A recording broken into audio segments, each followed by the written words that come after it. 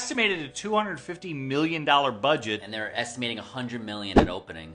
and this isn't Apple funded. So hit me with what So happened. Apple provided special cameras that they fit inside the driver's seat of the car because they wanted to have not as much weight putting down on the vehicles because they are driving them. This is not All of CGI. the actors are driving. Great So call. they all learned. Brad Pitt and all them spent months trying to figure this out, and I think having that perspective was incredible. They were able to squeeze these little iPhones in there, and boy, it felt like you were right there. Evans could be, I think, one of your favorite composers. Hans Zimmer. Hans Zimmer.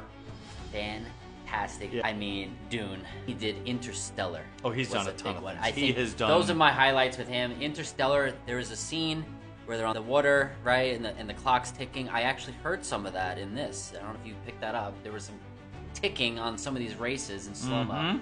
Woo! Yeah, I remember Hans Zimmer a little bit older than that, but yeah, he's done a lot of stuff. Now, interestingly enough, we read that this movie was actually supposed to be made a while ago, and when it started, it actually turned into Ford versus Ferrari, which I think my brother-in-law Tony and I, we agree, it's almost a perfect movie. It's one of our favorite movies. What's important to highlight here, it just keeps you engaged. Like this, there's race after race with F1, which, as Darren has explained to me, because I don't watch F1, it's team-based. Yep. You're not just solely focused on one person, you're focused as a team. That's brought up a lot in this movie. It just keeps you rooting for them. Every time you want more.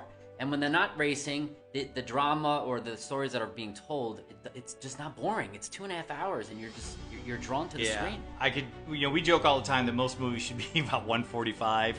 This movie, not to give a pun away, but it moves. I mean, I was on the edge of my seat most of the movie watching, and I could say extremely well paced and very well shot.